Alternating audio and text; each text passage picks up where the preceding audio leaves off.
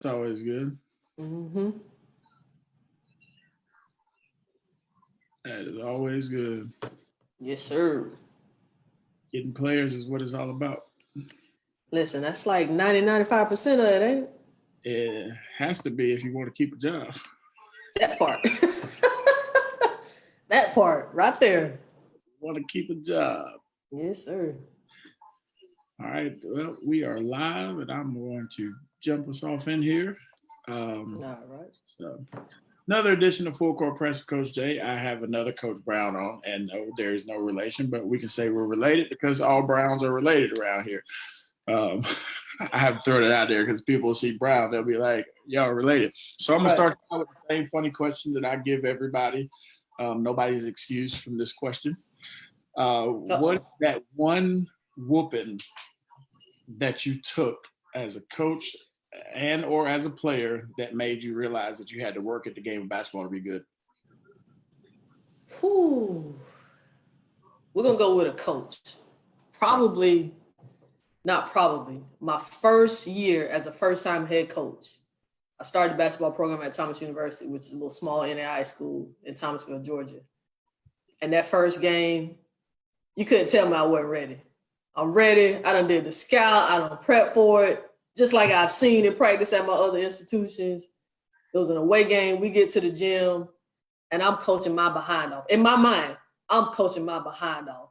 We lose. Man, my little heart was broke because I thought I was ready. So that was probably the game that I remember the most. Like, I think I sweated out my suit. Like, I was that energetic coach. I'm in every play up and down the sideline. And to get that L, man, that was heartbreaking. I was like, man, I got to call some more people. I got to revisit this thing because I ain't going to make it like this. I'm that energetic coach up and down the sideline. I sweat. That's why I don't wear a full suit. If I wear a suit, it's only to look good for about 5 minutes because about 4 minutes into the game, I'm coming out in the jacket. By halftime, the tie is down to here. The sleeves are rolled up. Yeah, it's not going. So tell us a little bit about your coaching journey and tell us what made you get into coaching and how you got to Georgia Southern. Coaching journey started out at Georgia Tech, kind of started out as an administrator role, administrative coordinator, did a lot of stuff there with camps and so forth. Was there for 2 years. Then I actually went to a high school, Mays High School in Atlanta, Georgia. Did that for a year there. Loved it. I still love Mays. Shout out to Mays. Still love them to the core. Left there and actually got on at Tennessee Tech with Satia Messer, who was the head coach at the time. She was an assistant at Georgia Tech. So when she got on at Tennessee Tech, brought me there. I was at Tennessee Tech for her entire tenure there. When she left, went back to Georgia Tech. I left Tennessee Tech, went to Thomas University. Never had a women's basketball program there. And so I took on the challenge of actually starting a women's basketball program there. Got the gray hairs to prove it. I don't know if y'all can see it.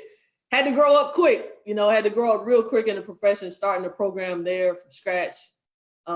Started that program there, kind of got it up and running. Left, went to University of West Alabama with Coach Rusty Cram, who actually recruited me here at Georgia Southern. It's funny how things come back full circle. Right. Went there with him to help him out with his program for 2 years. And then when Coach Anita Howard got this job, I said, hey, that's home. Bring me home. She had tried to hire me before. And so when she got this job, I'm like, that's home. Bring me home. So now I'm back home. We're here trying to make some noise in my hometown. What part of Georgia is Georgia Southern in? Statesboro, Georgia, 912. How far outside of Atlanta? About 3.5. Okay. About 3.5 south. We're southeast Georgia. Okay. Yep. So what made you actually get into coaching? I love the game. Like I'm that person. I've always loved the game. I'll never forget the first time I saw it being played. Right. Like I was 5 years old and we were coming home and my neighbors were playing it. And I remember asking my mom, I'm like, Mom, what they doing? She's like, oh, that's playing basketball. She was like, you should try it. You may like it. And so she let me go over to my neighbors, which my neighbors were guys. I grew up playing against guys. Right. And I shot the ball once, hooked from then on. So I just love the game of basketball. So it started out there at a younger age, even in my coaching career, me just loving the game. Now that I'm a little more older, a little more mature, a little more wise, I love the game because of what it actually teaches. Like I learned a lot about Coretta Brown, you know, by being a student athlete, not just on the court, but how I work as a person, how I think as a person. So it teaches you more than just a game of basketball. It teaches you a lot about the game of life too. With that, so who were your biggest coaching influences and who were your mentors to the day? Biggest coaches influence, whoo, every last single one of my college coaches. I mean, you got to think my college coach is Hall of Fame coach, Sylvia Hatchell. You know, learned a lot from her. Proper prior planning prevents poor performance. She used to say that so much. I think it's tattooed on my brain. Like that's how much she used to say it. You know, so learn a lot from her just on being a good person. You know, like she was that coach that would come up to practice and pass around pictures showing us the kids in Africa who, you know, may be starving to death. So she always challenged us to think outside of the game. Right. A lot of the assistant coaches there, you know, Charlotte Smith coached me while I was in college. Sylvia Crawley coached me while I was in college. You know, so I learned from a lot of good, godly women, you know, just on how to be as a human being, not just a basketball player. Gotcha. So they definitely influenced me a lot. Professionally, Lynn Dunn influenced me a lot. She challenged me, you know, because you're a professional. So I'm like, I know a lot, but she would always, because I was a point guard, so she would always come here and constantly in my ear, just asking me questions, making me think about certain things, you know, and that's probably why she's such a heck of a coach to this day. So those are probably the ones that definitely challenged me. So you're the little gnat that used to aggravate us big men. Yep, that was me. Yes, sir.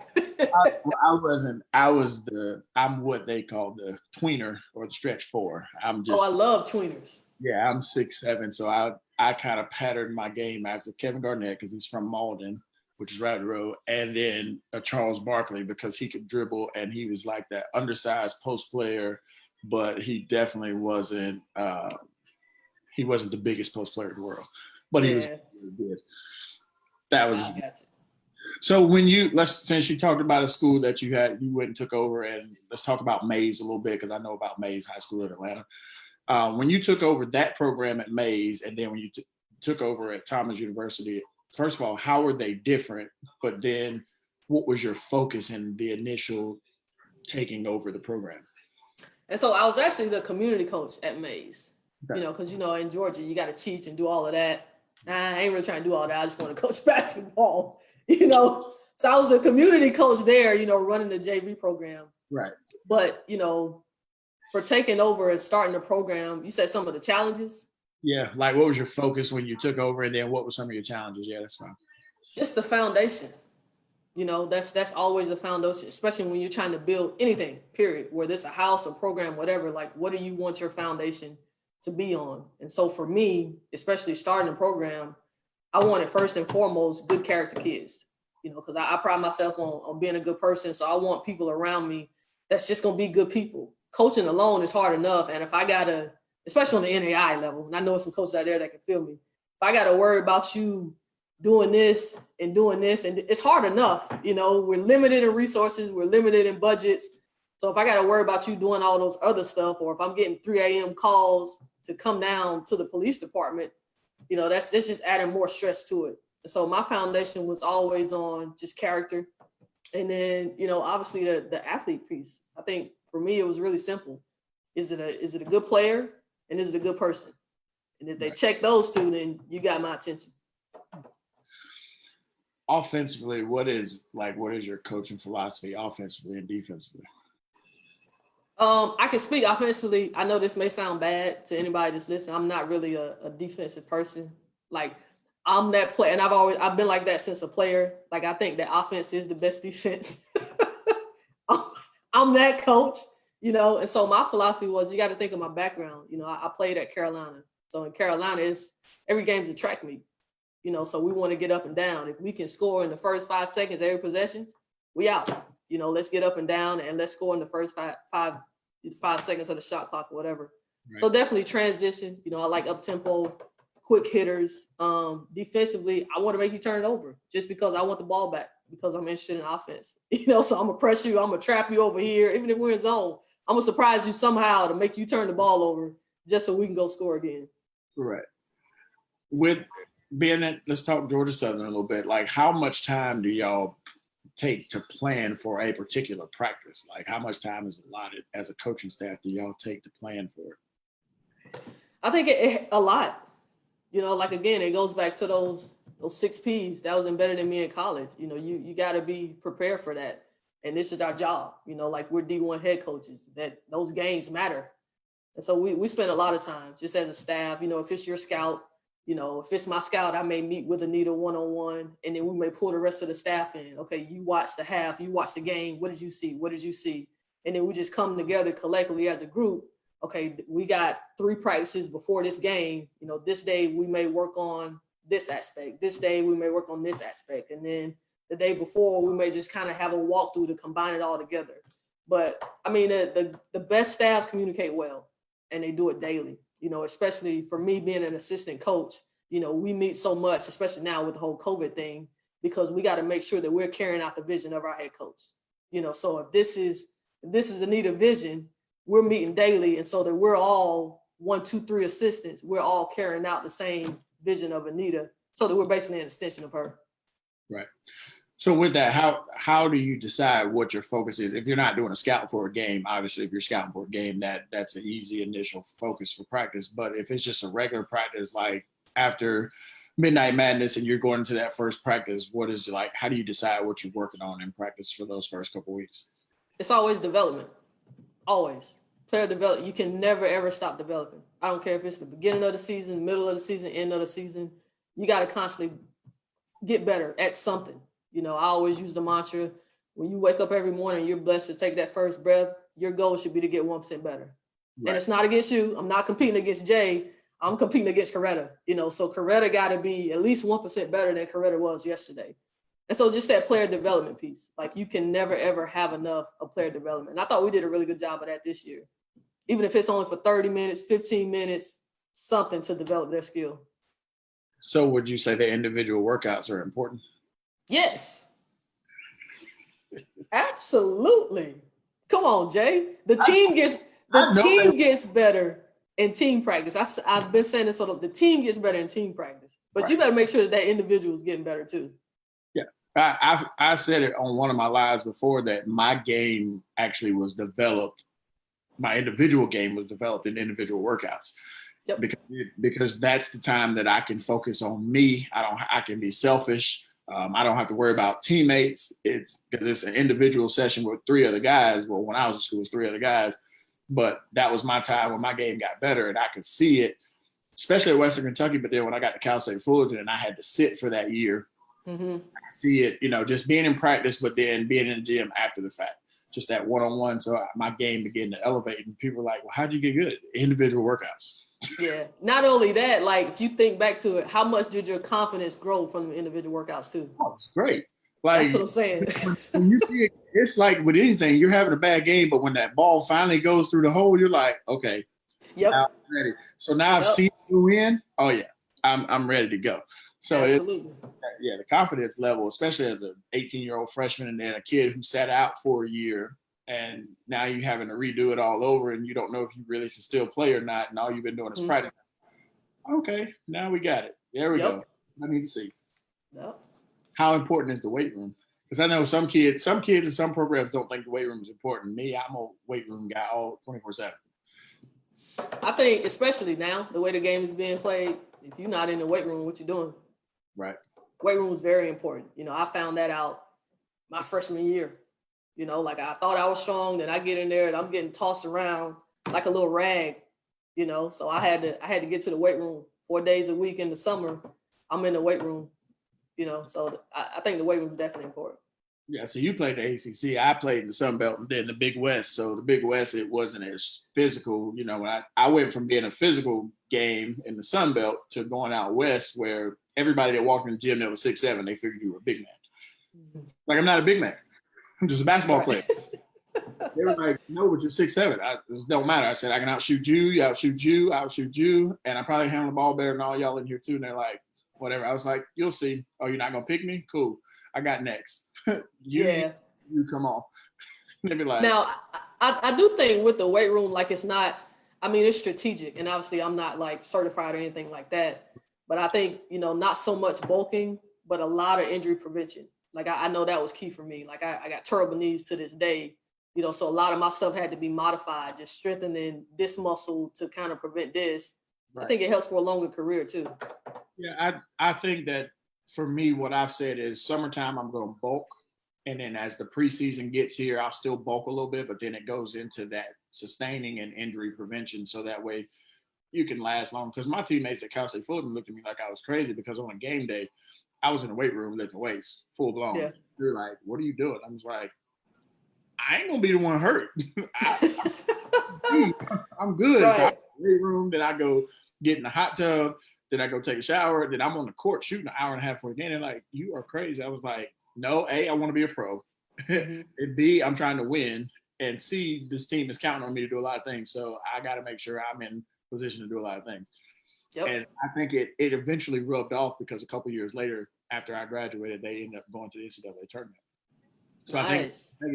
I played in one at Western Kentucky, so I knew. So I brought that Western Kentucky effort over. Mm-hmm. And then we played in NIT my junior year, but my senior year, we had an up and down year. But neither here nor there. It was pretty bad, but it was okay. I always ask this question because I've always been curious, like, how do you group your individual workouts? Some people group them by position. Some people, I've heard people say they group them by classification. Some group them by position. I mean, how do y'all decide how you do that? With the individual workout, it varies. It just depends on kind of where we're at. For starters, I can kind of tell you what we did this past year. For starters, it's definitely by position. You got your point guards, you got your scorers. You may have your tweeners, your posts, or you may put them together. And so you're working on that individual skill, whether you want that post player to around the basket or you want to work on that post player to rip and go, top of the key. Whatever it is, you're working on that individual skill. And then you mix it up. Sometimes we mix it up. Sometimes we have the groups to where it's 2 bigs and maybe 2 point guards. And so now we're working on that 2-man game. So we like to kind of mix the groups up and not keeping the same, still working on team concepts within the individual workouts. So I got a question from Facebook. It said, I was going to shift to recruiting too. Well, I'll give you the first comment. It said, Coach Brown, you're the best, Damon Harrison. And then he asked the same question. What should kids in the 21 class do to help their recruitment during this pandemic? What can they do to help their recruitment? I can tell you what I've been seeing, a lot of emails. Most of my day, I think I started each morning by at least watching a half or not a full game of film, which is good because as coaches, what else are we doing right now? It's not like we can go out and recruit. So I think they can definitely, send film. You can start with a highlight, but most of the coaches I know and talk to, they're going to want to see a full game, 1 to 2. Post it. I know some coaches are against it, but post what you're doing on Twitter. I know for me personally, I look at that stuff. I'm on social media. If I'm strolling, I see a kid working out, I'm looking, ooh, I like that move. Who is this kid? So kind of post and share what you're doing. I think that's the best way to kind of get your name out there and be seen at this point. That brings me to the next question. How important is social media in your recruiting? And then how important is it in the recruitment of parents as well? Man, it's 2020. If you coaching and you not on social media, you extinct. Let's call it what it is. I know CY say all the time, it's a game of evolution. And so the world that we live in now is hands-on. It's social media, so you got to be able to do that. And you got to be able to keep up with the social media. So social media is definitely important. Do you judge players by what they're putting on social media as it pertains to recruiting? I try not to judge. That's a harsh word. In that, because I've seen kids post stuff and then they lose scholarships because of what they posted. Yeah. So is it important that kids make sure they're watching what they're posting so that it doesn't give the wrong representation of who they are? Absolutely. In general, you got to think social media it's a platform, but it's also your brand. It's what you're putting out there about yourself. So how do you want to be seen? And I know the kids, I'm keeping it real, I'm being mean. Okay, but keeping it real might mean you don't get the scholarship. So you got to look at it as this is my platform, this is my brand. How do I want to be perceived? And if you don't want to be perceived that way, don't post it. Exactly. Another question from Facebook. What do you feel, it goes back to where we were earlier, which is cool. What do you feel the most important element to building a program is? Most important element to building a program. First of all, recruiting. You got to have good players. And then again, like it goes back to the character piece. You know, you want good players who are good people. You also want good coaches who are good people. Right. You know, so I think that creates for a better atmosphere just around. Got you. Well, I'm gonna reverse a little bit. How was your playing experience at North Carolina? Because I'm a diehard Tar Heel fan, so I knew I liked you, Jay. I knew I liked you. One of my best friends is Big Ed. Yeah. Big Ed, that's my guy. Of course, Ivory Latta is from here, so she, that was on the other side. Then I played with Raymond Felton a little bit. Okay. Then Edgar Farmer. Man. Yeah. So, I've been like an honorary alum, then, right?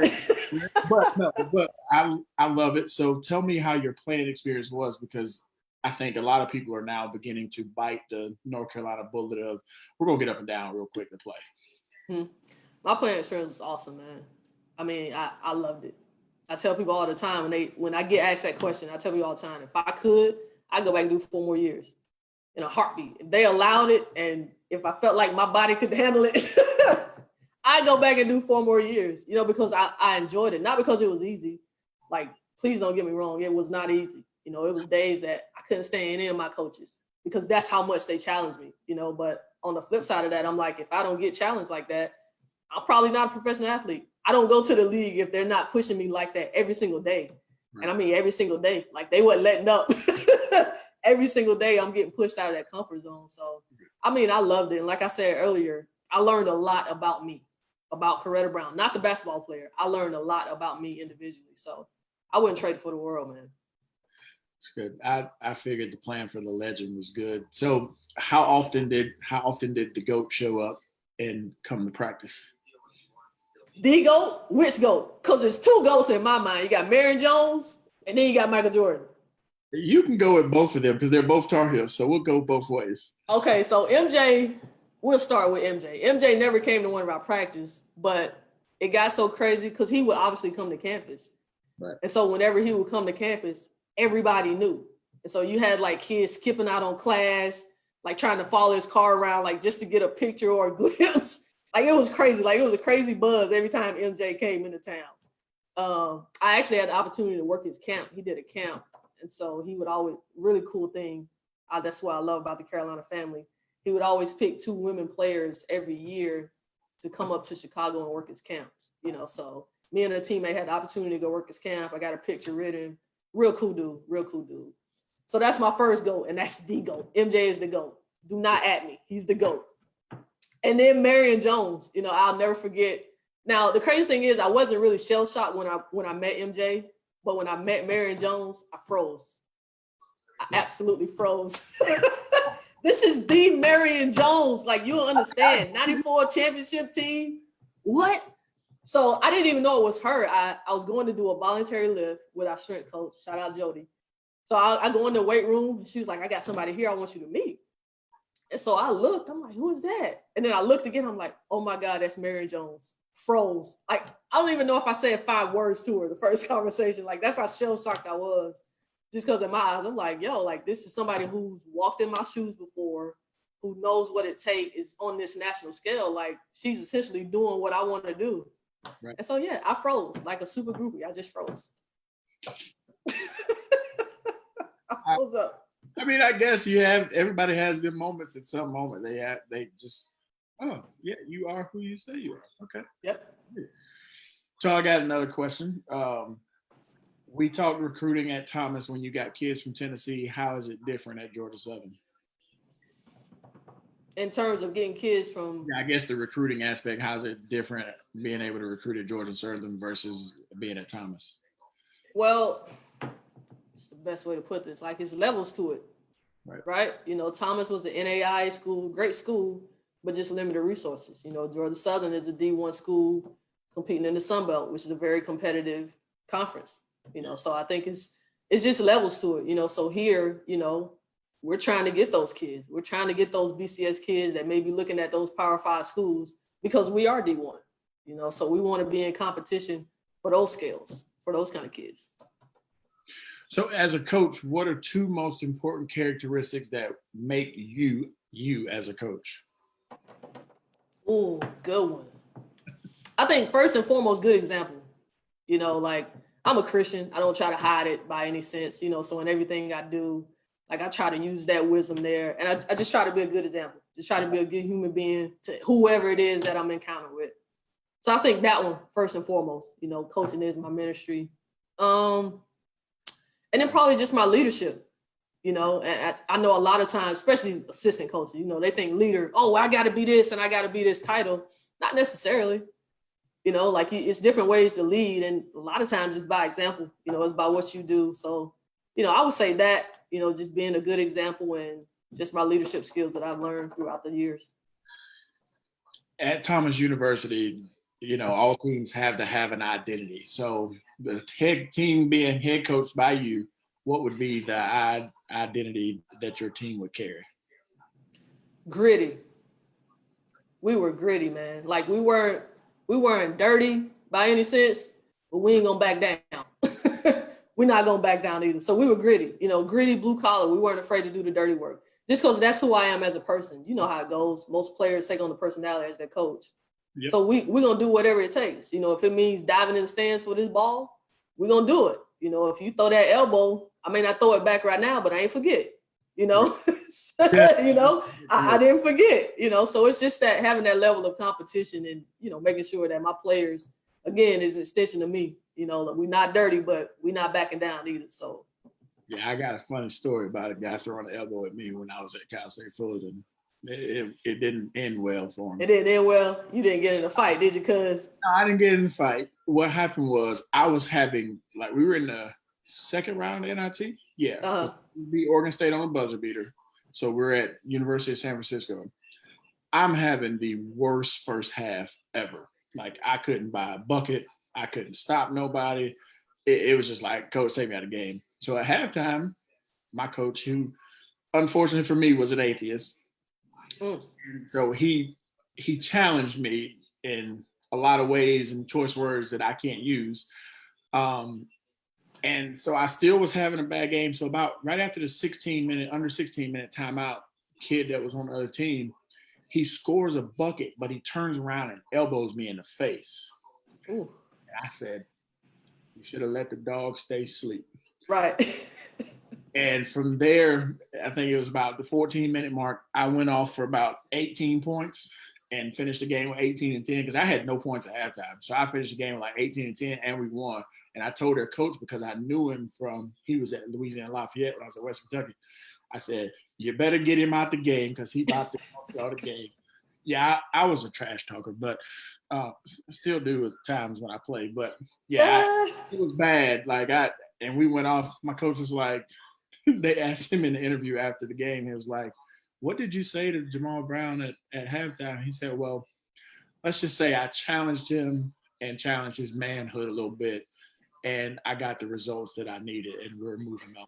We're going home. That's how you respond, though. I mean, but like, man, for the whole halftime, it was all at me. He talked to them for about 2 minutes and it all came to me. And I was like, but I just was having a bad game. It was just one of them things. I couldn't get out the funk. And then he elbowed me and started talking. Wait a minute. Okay. Let me turn the switch on. Right. Light switch went on. Okay. I'm here now. I'm up. I'm here. I'm up. And I told every time I scored a basket, I was just talking cash, cold trash. I was like, yep, you should have kept me asleep. You just cost your team the game. He looked at me. Yeah. My elbow, I caught an elbow, a really mean one. Like I done caught a couple, but this one, like I had to go to the hospital and get stitches. Right. Never forget it. I was playing with the Fever, and it was one of the Miller twins. Everybody remember the twins from UGA. Yeah. So I was on one of them. Again, I don't like defense, but I'm trying to prove a point, right? Because I want your minutes. So I'm proving a point. I'm up in you. She gets mad, hauls out, boom. I'm like, oh, wait a minute, bud. Literally, like 3 of my teammates had to hold me back. Because it was all gloves off at that point. Yeah, I had to get stitches the whole 9. Now, I was crazy. I was the enforcer on my teams, and I would take the elbow. I didn't care. Like I was Dennis Rodman when Dennis Rodman was in Detroit. I was just crazy. Right? Like, okay, you gonna mess with my teammate? Cool. I got you, because I'll tell you this story. Then I asked my last couple of questions, but I was at Cal State Florida, and my point guard, Bobby Brown, he ended up going on and play. We were two NBA guys on our team, but he ended up going on to play NBA. Of course, I played overseas some. But now off the court, we had different lifestyles, because I was a South Carolina kid. He was a LA kid. He went to Westchester. Lifestyles were just different. So I told him on the bus one day, I was like, kids, we got to get along on the court. I said, we're never going to hang out off the court, because it's just not in our nature. You're who you are off the court. I am who I am off the court. But on the court, we have to be in sync. I said, because we're the leaders and they're looking to us. So we're playing Long Beach State. I got back spasms. I'm hurting. I'm playing. Coach has told me, I'm not taking you out. Stop asking to come out the game. He told me that at halftime. He's like, don't ask to come out, because you're not coming out the game. You're having a great game. I can't take you out. Da, da, da. So our point guard gets a rebound and he gets the ball stolen. And he looks back. So we call timeout. Coach is going at him. And I told him walking out, I said, listen, next time you get it, and I outlet it to you, I said, just wait on me. I'm going to take about 5 steps up the court, and then I want you to just come full speed in my direction. He was like, huh? I said, just do it. He did it. Smack, guy laid on the floor, and I told him, don't mess with my point guard no more. I came down, and I hit a 3, and I started laughing. But it was the fact that he got hit, and he was still laying there after we hit the 3. They had to call timeout, because like he hit me hard, because my point guard was fast. So he came full speed. Bow. I was like, and I yell it when people are about to get hit. I was like, wow. He was like, and how he turned, he hit me. You know how when you get hit with that screen and you can't see it? Yes. I mean, you know, because you're a point guard. So you just humble. Oh man, it was a beautiful sight. I was like, yes. Jay, you my kind of teammate. I had a teammate do that for me before. You my kind of teammate. Oh, yeah. I wouldn't. I didn't care if I didn't talk to you off the court, but on the court, yeah, I got. Oh yeah, for sure. I was that would fight. I was cool with that. I didn't care. I didn't care. So they said, "Are you?" They said, "Are you still the queen of trick shots?" Who called me the queen of trick shots? Coach Harrison, DJ Harrison. I didn't know when I was the queen. Who dubbed me that? Boy, people be out here talking. Yeah, I guess. Sure, I'll take it. Yeah, let's roll with it. There's nothing wrong with that. Hey, if you gotta be that is that's cool. Like I like doing that, because I like to tease my teams, because I'll go to half court and start throwing a hook shot. They're like, Coach, you're never gonna make that shot. I said, just give me a little bit of time. Let me warm this arm up. Let's go with it. They be like, Coach, you're not gonna do it. So after I've gotten a couple close and I know I'm about to make it, I'll be like, y'all want to bet a suicide on it? Yeah, we'll bet a suicide on it. Cool. Goes in, they're like, yeah, 30 suicide, right. Suicide. We can talk about it after the fact, but let me get that. Right. Nah, I don't know if I'm the queen of it, but I definitely love doing it. Like if we get to the gym early for like a practice or whatever, I'm grabbing the ball, I'm doing some kind of shot that may seem impossible. Yeah, I mean, you see the NBA guys do it all the time. I don't know what it is about it, but it's satisfying. Like, oh, you can never make that shot. Okay, I'm gonna shoot it 100 times and show you I can make this shot. Right. Especially when I sit on the bench, because like I had this thing that before we leave during warm-ups, or before we left our little shoot arounds, I did like a little high school shoot around. I would sit on the bench and have to make a shot. So from the bench, and they're like, Coach, you're not gonna make that. I'm like, we're not leaving until I make it. This is ritual. I'm gonna make it. And sometimes I make it on the first or second one. Sometimes it'd be like the 20. They're like, Coach, come on. I'm like, you want to run, or you gonna wait on me to make the shot? All right, Coach, we'll wait on you to make the shot. Okay, thank you. Right.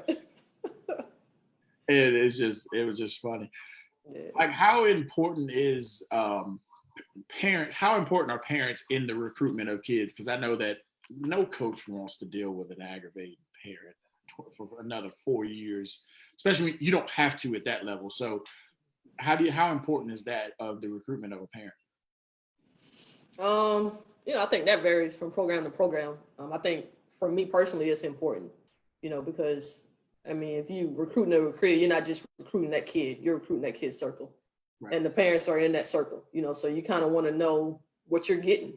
Because again, the parents have been the one that's been pouring into that kid for the past 16, 17 years. And so whatever they've been pouring into that kid, at some point while you have that kid for 3 years, 2 years, 4 years, whatever they're poured into them is going to come out, good or bad, so just kind of do your homework beforehand. So recruitment of parents nowadays, definitely important. Most stuff. Well, I can't ask you your favorite defense because you said that wasn't your strong suit. So we ain't gonna put you there. But you're down to balls in your hands, or you're coaching. Either way, what is your go-to to get that bucket to tie the game or take the lead? It's actually happening. Ball's in my hand. Give me a top of the key on ball screen. Going left. I'm right-handed, but I like to go left. Give me a top of the key on ball screen. Give me a shooter in that left corner. Everybody else move out. Give me that screen. I'm going left. I'm out. Why is it that? And this may be an interesting answer because I dissect, because I got to play with James Harden a little bit when I was in California, so I like to dissect his game. Why is it that right-handed people love to go left, and we go left to pull up? We go right to go to the basket. Left hand, James Harden definitely, he goes left. If he goes left, I tell people if he's going left, he's going to the basket to score. He's not thinking about pulling up unless he's going to embarrass you, but he's going to the basket to score. I said, if he goes right, it's going to be some kind of step back to his left hand. He's going to step back. You're going to fall. He's going to shoot a shot, and he's going to laugh at you. Yeah. But, for us, a lot of us right-handed folks, we go right. We're not going 1-2 dribble pull up. We're going 1-2 dribble all the way to the basket, or we're kicking. But left, we like to go left. Why is that? Or why do you think that? Man, I don't know. Comfortable maybe, because you're right-handed, so you're used to doing everything with your right hand. Right. So going to the right, you feel more comfortable. I can get all the way to the rim going right. Right. Left, because you don't use that hand as much daily, kind of uncertain. Maybe I should just pull up. Right. So I guess comfort level maybe. I don't know. I know for me, that's what it was. It was just comfort level. I actually, my first team overseas, I only went right because nobody would stop me going right. My dad was this firm believer that if nobody's going to stop you from going in a certain direction, don't change up. Just keep going until they stop you. So, but I actually love going left more than I do right. Like even now when I get my chubby self out and play, I'm going left and people are like, you're right-handed. Yeah, but I'm going left. And I tell them, and I got bad about it. I'll tell even now, I'm like, I'm going left. Like I got a big kid that's going to D3 school. We'll play one-on-one because he loves playing me. And I'm like, dude, stop. He's like, but it's caused him to get tougher, and he'll talk junk because he knows sometimes I'm not playing hard, but he'll talk junk just to see if it'll get out of me. He told me like 2 weeks ago, he was like, I love it because I'll talk junk to you and your switch flips on and then you just go into this madman and I can't stop you and it pisses me off. And I was like, what are you talking about? He was like, you know what I'm talking about. I was like, Clay, leave me alone. I was like, no, you're not supposed to know. But I actually love going left. So when I played against my former team, because the first thing I ended up going to another team in the league, they were like, send him left. Thanks. Y'all right, appreciate it. That is my favorite hand. Thank you. Man, I tell you what, nowadays, it don't matter left or right. Everything will pull up with me. The way these knees set up, I'm pulling up. I'm trying to find a shot. I'm shooting set shots, and I'm posting up. I played Sunday outside, and I normally don't play outside, but my son wanted to go, and I put my shoes in the bag because I knew somebody was going to know me, and they were going to start doing this. Mm-hmm. And some of the guys knew me. They was like, "Oh boy, be here in a minute. He gonna start talking to you." Because I went out there literally in shorts and a long sleeve shirt. I was just gonna sit outside, enjoy it, not play. Got to talking. One of my other boys pulled up. He was like, "You gonna play?" I was like, "I'll play if you play." And so dude kept talking. I was like, "Who got next?" That switch went off again. All right, man, let's play it. Because I told him, I was like, man, I haven't done anything athletic since January. Like, I don't play. Like, they were like, what do you mean? I was like, I don't play. Yeah. I said, my 7-year-old, well, they're 8 now. I run around with them. I said, or my son, my oldest son, who's 18, I'll play. Like, I don't have a I'm reason. retired. And like I told him, he started talking. I said, I have nothing to prove to you. He'd be Right. like, I said, I don't. I said, how many high school rings you got? Oh, wait, you weren't on part of that team because my team's the only one that's got one. He's like, there you go with that. I'm just stating a fact. Right. But, or better yet, where have you played outside of the high school? Oh, okay. Then we have nothing else to talk about. And they'd be like, why you do that? I'm like, because I don't have anything. I play now really for exercise because my 8-year-olds, Right. they love it. So I have to be able to run after them. But I'd rather be on the sideline, coach, yell at some kids, teach them how to play, and I'll be all right. Yeah, you can't bite the bullet, Jay. No. You can't bite the bullet. I did that once, and I almost had to have surgery. I did that once. They were talking, and I'm like, nah, I ain't gonna play. But they wouldn't shut up. I'm Right. like, okay, I'm gonna play. But see, the difference is when that switch go on in our mind, because we so competitive, now I'm 22 again. Exactly. So in your mind, you 22, but your body not 22. Your body not 22. So after we drove home, I had to go up the steps. He was like, I was like, I'm gonna sit down for a minute. Right. Crawling up the steps. Yeah, like, I ain't gonna lie to you, my knee's still sore, and I'm like, see, Sunday gonna come, that sun gonna come out, we're gonna be out there again. I'm gonna be like, yep, I'm going again. But don't do it, man. Don't do it. I try not to. But I have to do that because, like, for my guy Clay, he's really excited about going to college, and so he's like, Coach, we got to get back in gym. I can't wait. He's like, we got to play one-on-one. He's giving me this whole long list of check marks. He's like, we got to check this off before I leave. So we got like 2 months to check this list off. He's like, hey, we're playing one-on-one. I was like, Clay, I don't play. We're playing one-on-one. I don't play. You're gonna play me because I'm gonna talk junk to you. You're gonna play me. Okay, Clay, we'll play. But I've watched him develop for the last 4 years, and it's been from where he was as the skinny 8th grader, rising 9th grader that was 6'8", playing with older kids, to being and going to be a rising freshman in college. Transformation's been pretty good. It's actually pretty fun. Yeah, that's awesome. So, as one last question, what is your advice to aspiring young coaches, no matter what level they're trying to get? Oh, I'm sorry, I got 2 questions, but we can answer that one first. What is your advice to aspiring young coaches who are trying to get into the game, no matter what age, no matter what level? What do you tell them? Network. Your network is your net worth. You know, get out there and meet as many coaches as you can, connect with as many coaches as you can, and grow. Again, it's back to my 1%, you know, grow. Read books, you know. I know every coach, if you're on these free coaches clinics, whatever, online, I'm pretty sure every speaker, this is my favorite book that helped me in my coaching career. This is my favorite book. Read those books, you know, read those books and sharpen your mind, because you want to build that network. That's how you're going to get in the door. But then once you get in the door, you're going to stay in the door by what you know. Mm-hmm. So, you know, you better be growing it in some aspect of the game, which right now is Mental Health Awareness Month. Grow. Right. You know, grow. Get the mental health skills to help these student athletes, you know, just that continually grow. So this will be the last question. I'll pull us off live, and I'll ask you a couple more questions that won't go on live. You have to choose one. So this is the other question that's a pressure question that everybody can't escape. You have to choose one. Ultimately, they go hand in hand. It's a fact. Do the players make the coaches, or do the coaches make the players? Coaches make the players. Why? And I'm thinking more so off the court. Okay. Coaches make the players because it's what you teach them. You know, again, you know, you're going from teenage and high school to young adulthood. By the time they finish college, they're adults. And so that in between phase, like we didn't diaper them, right? But we're essentially going to help them groom into their adulthood.